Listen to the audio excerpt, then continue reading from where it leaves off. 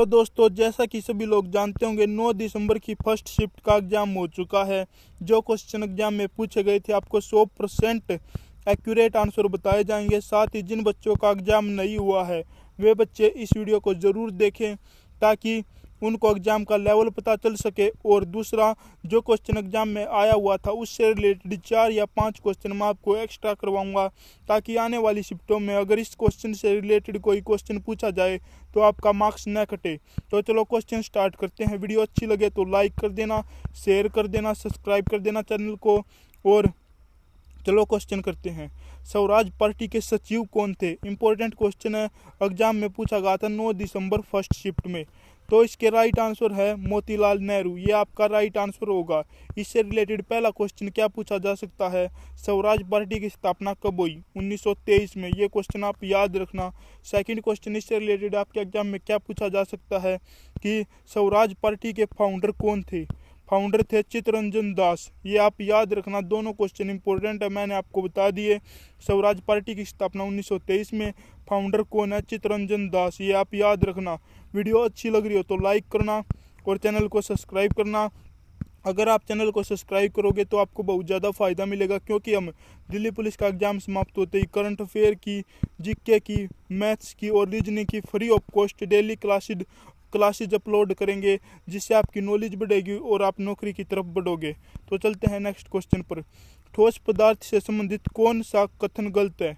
ठोस पदार्थ का आयतन, आकार और आकृति निश्चित होती है। अगर इन तीनों के अलावा कोई ऑप्शन में था तो वो गलत था। तो क्या बताया मैंने? ठोस पदार्थ का आयतन, आकार और आकृति निश्चित होती है। तो अगर यानी कि डेफिनेट होती है ठोस पदार्थ की वॉल्यूम, शेप और साइज ठोस पदार्थ का डेफिनेट होता है, निश्चित होता है। अगर इसके अलावा कोई ऑप्शन में था तो वो गलत था।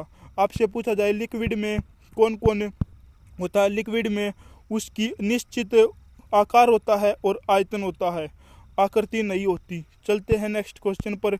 इंपॉर्टेंट क्वेश्चन आए हुए थे सभी। वैसे बिल्कुल आसान था क्वेश्चन पेपर। अगर आप हमारे चैनल को सब्सक्राइब करोगे तो आपको बहुत ज़्यादा फ़ायदा मिलेगा, क्योंकि हम जल्दी करंट अफेयर, जीके और मैथ की क्लासेज लाने वाले हैं दिल्ली पुलिस का एग्ज़ाम समाप्त होते ही। तो आप चैनल को सब्सक्राइब कर सकते हो। सब्सक्राइब करने में कुछ भी नहीं जाता। एक बार आप सब्सक्राइब करके देखो तो आपको बहुत ज़्यादा फ़ायदा मिलेगा। तो नेक्स्ट क्वेश्चन हमारा, जल में घुलनशील विटामिन कौन कौन से हैं? जल में घुलनशील विटामिन है हमारे बी और सी जल में घुलनशील विटामिन है। जल में घुलनशील विटामिन कौन कौन से? बी और सी। जल में जो नहीं घुलते वे हैं ए, डी और के। जल में नहीं घुलते, ये फैट में घुलते हैं, ये आप याद रखना। जल में घुलनशील हैं बी और सी, जल में घुलनशील नहीं है ए, डी और के। ये आप याद रखना। चलते हैं नेक्स्ट क्वेश्चन पर। 2012 से 2017 तक भारत के राष्ट्रपति कौन थे? 2012 से 2017 तक भारत के राष्ट्रपति प्रणब मुखर्जी थे। कौन से नंबर के थे? 13वें नंबर के थे। आपसे पूछा जाए राष्ट्रपति का अनुच्छेद क्या है? राष्ट्रपति का अनुच्छेद 52। आपसे पूछा जाए राष्ट्रपति किस आर्टिकल से अध्यादेश जारी कर सकता है? 123 से अध्यादेश जारी कर सकता है। आपके एग्जाम में पूछा जाए राष्ट्रपति पर महाभियोग प्रक्रिया किस अनुच्छेद से लगती है? 61वें अनुच्छेद से लगती है। आपके एग्जाम में पूछा जाए कि राष्ट्रपति किस किस की नियुक्ति करता है? राष्ट्रपति सीजेआई की नियुक्ति करता है, राष्ट्रपति प्रधानमंत्री की नियुक्ति करता है, राष्ट्रपति सभी राज्यपाल की नियुक्ति करता है। आपके एग्जाम में पूछा जाए राष्ट्रपति के हस्ताक्षर के बिना राष्ट्रपति अगर चाहे तो किसी कानून को रोक भी सकता है। आप कहोगे यस, रोक सकता है, क्योंकि अगर राष्ट्रपति के सिग्नेचर नहीं होंगे तो कानून नहीं बन पाएगा। आपसे पूछा जाए कि संयुक्त बैठक कौन बुलाता है? संयुक्त बैठक राष्ट्रपति बुलाता है। चलते हैं नेक्स्ट क्वेश्चन पर।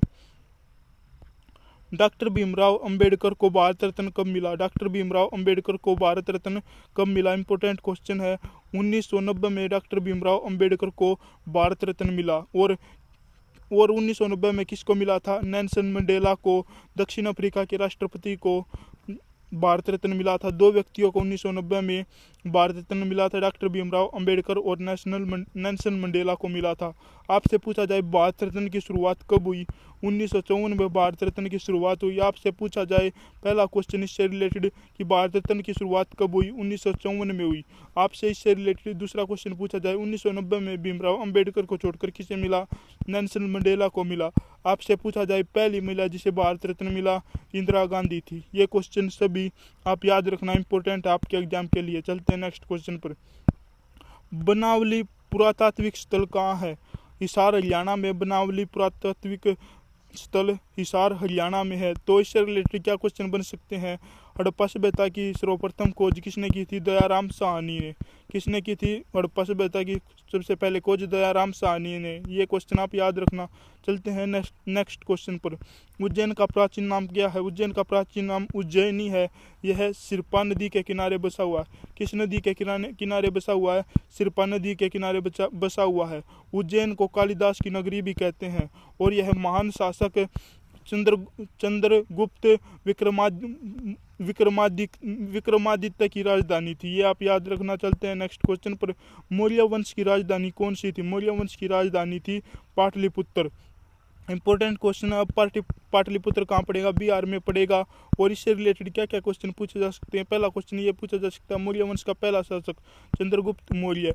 सेकंड क्वेश्चन आपसे पूछा जाए चंद्रगुप्त मौर्य के समय किसने अर्थशास्त्र लिखी थी? अर्थशास्त्र चाणक्य ने लिखी थी। ये आप याद रखना। चलते हैं नेक्स्ट क्वेश्चन पर।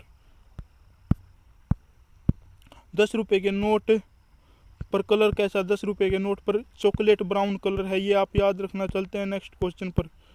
रेडियो पर मन की बात कार्यक्रम किसके द्वारा प्रस्तुत किया जाता है? नरेंद्र मोदी के द्वारा प्रस्तुत किया जाता है। इंपॉर्टेंट क्वेश्चन आप याद रखना। आपसे एग्जाम में पूछा जाए नरेंद्र मोदी जो हमारे प्रधानमंत्री है, प्रधानमंत्री का अनुच्छेद क्या है? 74 है। आपसे पूछा जाए राष्ट्रपति का अनुच्छेद 52 है। और आपसे पूछा जाए कि उपराष्ट्रपति का अनुच्छेद क्या है? 63 है। ये आप याद रखना। चलते हैं नेक्स्ट क्वेश्चन पर। रुद्रदामन किस वंश के शासक थे? रुद्रदामन पश्चिम क्षेत्रीय वंश का एक राजा था। चलते हैं नेक्स्ट क्वेश्चन पर। किस स्थल के 8 हिंदू और 1 जैन मंदिर यूनेस्को की धरोहर में शामिल है? खजुराहो स्मारक जो कि हिंदू और जैन के स्मारकों का समूह है। 17 हिंदू दोस्तों, ये एक नहीं है, 12 बौद्ध और 5 जैन एलोरा की गुफाओं को यूनेस्को ने 1983 में धरोहर में शामिल कर दिया था। यानी कि 1983 में यूनेस्को की धरोहर में शामिल हो गए थे ये। 2011 की जनगणना के अनुसार किस राज्य में सबसे कम लिंगानुपात? हरियाणा में था 879। आपसे पूछा जाए सबसे ज़्यादा लिंगानुपात केरल में कितना था? 1084। आपके एग्जाम में पूछा जाए सबसे कम लिंगानुपात किस यूटी में था? दमन और दीव यूटी में था सबसे कम लिंगानुपात। आपके एग्जाम में पूछा जाए कि हरियाणा का घनत्व कितना? 573 है। ये आप क्वेश्चन आप याद रखना। आज के लिए दोस्तों इतना ही। मिलते हैं नेक्स्ट वीडियो में। अगर आपको वीडियो पसंद आई तो लाइक करना, शेयर करना और सब्सक्राइब करना चैनल को, ताकि हम भी मोटिवेट हों आपके लिए और ज़्यादा वीडियो बनाएं, आपकी नॉलेज बढ़े और आप सरकारी नौकरी की तरफ बढ़ो। आज के लिए दोस्तों इतना ही। मिलते हैं नेक्स्ट वीडियो में।